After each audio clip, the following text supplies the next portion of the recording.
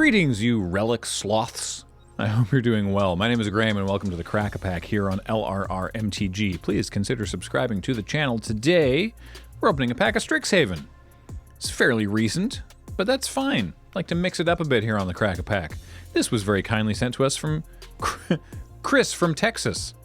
It says here, in mail time, Chris from Texas, USA. That's good, because wouldn't want to confuse it with all the other Texases. Thank you, Chris. I am, of course, just giving you a hard time.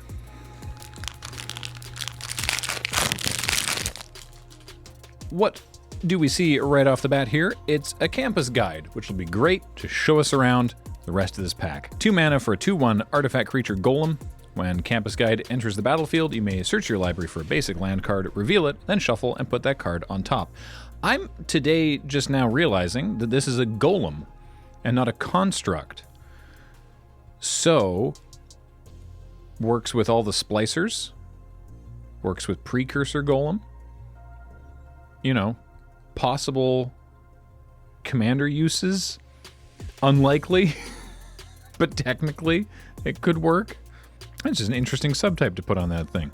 Campus Guide, did what you sometimes needed it to do in draft, though you weren't ever really thrilled about it. Because a reminder, I'm going to repeat part of that ability again. Reveal it, then shuffle, and put that card on top. You're drawing that card next turn. It doesn't go in your hand. Definitely got goofed by that once or twice. Make Your Mark is next. It's a single mana, either red or white. For an instant, target creature gets +1/+0 until end of turn, and when that creature dies this turn, create a 3/2 red and white spirit creature token. So you make a trade, your creature dies, you hopefully level it up or at least have a neutral progression into a 3/2 spirit. Yeah, nice. Those who do learn from history may still choose to repeat it. That's very true. Next is Owlin Shield Mage, 3 white-black for a 3/3 bird warlock with flying, and ward, pay 3 life. So what that means is, as a reminder, whenever this creature becomes the target of a spell or ability an opponent controls, counter it unless that player pays 3 life. Now, that wording is really important because it says counter it unless that player pays 3 life, but if you use something like Heated Debate that says this card can't be countered, you simply don't pay the ward, and it goes anyway. You still get to kill the Owlin Shield Mage, which was irritating.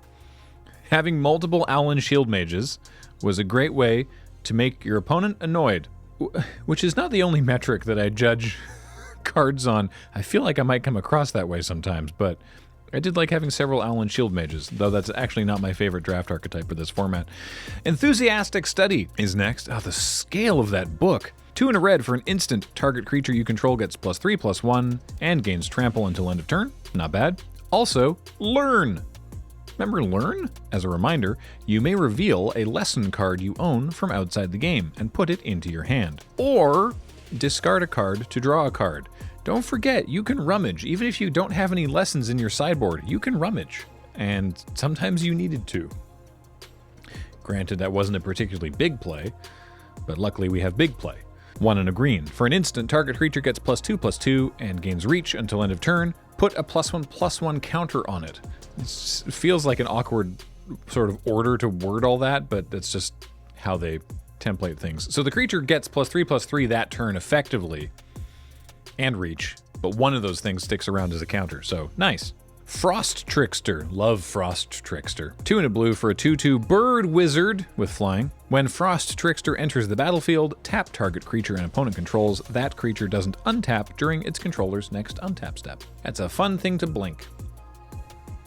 Unless they kill it with Lash of Malice, which is our next card. It's a single black mana for an instant. Target creature gets +2/-2 until end of turn. I think twice ever I managed to use Lash of Malice offensively, not in a way that was like problematic, like to kill my opponent on a creature with more than 2 toughness, but generally speaking this was just a very efficient removal spell for a lot of small irritating creatures that pervaded this entire draft format, like Stonerise Spirit. Medium irritating. 1 and a white for a 1/2 spirit bird with flying, and then for 4 and exile a card from your graveyard, target creature gains flying until end of turn. Sometimes this just ended games. I have seen someone activate this twice on a single turn with 8 mana and just be like, look, everything flies now, you die. And sometimes that's how a game of Magic ends. We have a lesson here. Introduction to Annihilation. If I recall correctly, each pack had a lesson in it somewhere, which is how you could get multiple rares, because sometimes the lesson could be rare, though unlikely. 5 mana for a colorless sorcery lesson. Exile target non-land permanent. Its controller draws a card. Sometimes you just gotta make something go away. And that's a fine way to do it.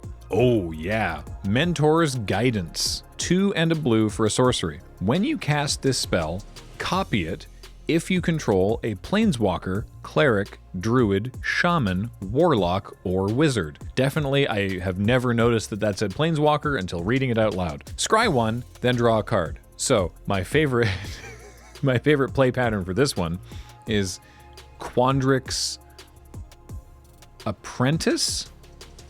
I don't think it was the Guild Mage. It's the one that's blue-green for a 2/2 with Magecraft. And whenever you cast an instant or sorcery spell, cast or copy an instant or sorcery spell, you look at the top 3 cards of your library and you can put a land, basic land or just a land? Land, nice, from among those 3 into your hand. So if you have that in play on turn 2, then on turn 3 you Mentor's Guidance, and then you probably have to discard. Maybe turn 3 is a bad time to do this. But basically, you get to look at the top 3 cards of your library twice and take a land out of it, and then scry 1 and draw a card twice for 3 mana if you already have the other creature in play. It's just, it feels very powerful. It feels like you shouldn't be allowed to do that. But in fact, it is encouraged. Hey, speaking of Quandrix, it's Zimone, Quandrix Prodigy. Green and a blue for a 1/2 human wizard, legendary. For 1 and tap, you can put a land card from your hand onto the battlefield tapped. And for 4 and tap, draw a card. If you control 8 or more lands, draw 2 cards instead. What I like about Zimone is she didn't seem particularly broken. The second ability could be powerful later in the game, but she was often a removal magnet. I would say punching above her weight. Like, I think she's powerful, but not game-breaking, but people would spend resources to kill her as if she were game-breaking, at least in my experience. But maybe my experience does not match your own. Tell me about it in the comments. Hey, I remembered a call to action. Look at that. Killian, Ink Duelist, is next. White and a black for a 2/2 legendary human warlock with lifelink and menace, which is a fun combination. And spells you cast that target a creature cost 2 less to cast, which was also fun. Killian was quite a little package of efficiency. Good stuff there. Oh, well, in the realm of legendary creatures, we've got an even spicier one for a rare, but before we get there, oh goodness me, this pack. Okay, we have a foil Thunderous Orator, which is 1 and a white for a 2/2 with vigilance, and then whenever Thunderous Orator attacks, it gains flying until end of turn if you control a creature with flying.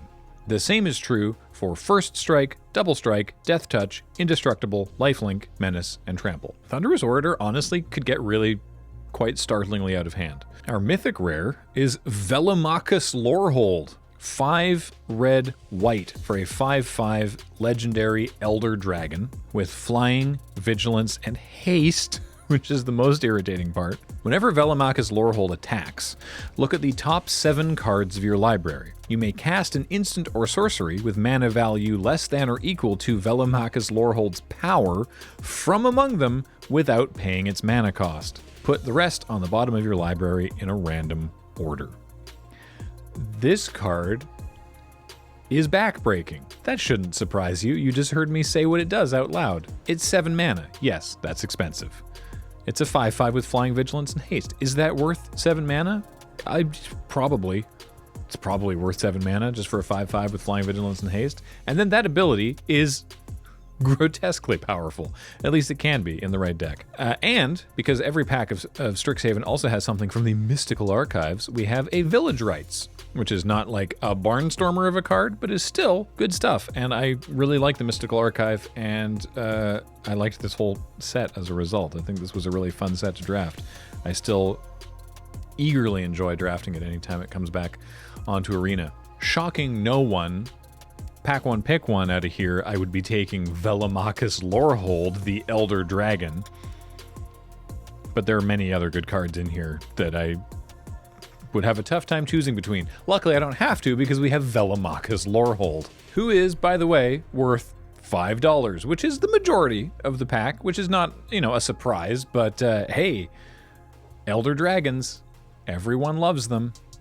Asterisk, except for people who don't like Elder Dragons, I guess.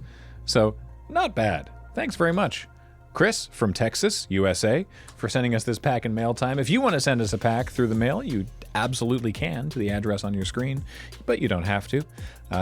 If you want to support us directly, financially, to help us do all the things that we do, you can do that at patreon.com/loadingreadyrun, but you don't have to, but we'd appreciate it.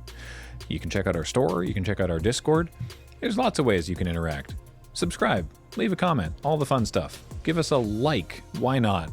Tell a friend. That's possibly more valuable. Until next time, this has been the Crack-A-Pack. I've been Graham. James has been running tech. Matt does the edit. Heather gets these all online. It's a group effort. Your job was watching it, and you've done excellently. Thanks, everybody. We'll talk to you next time.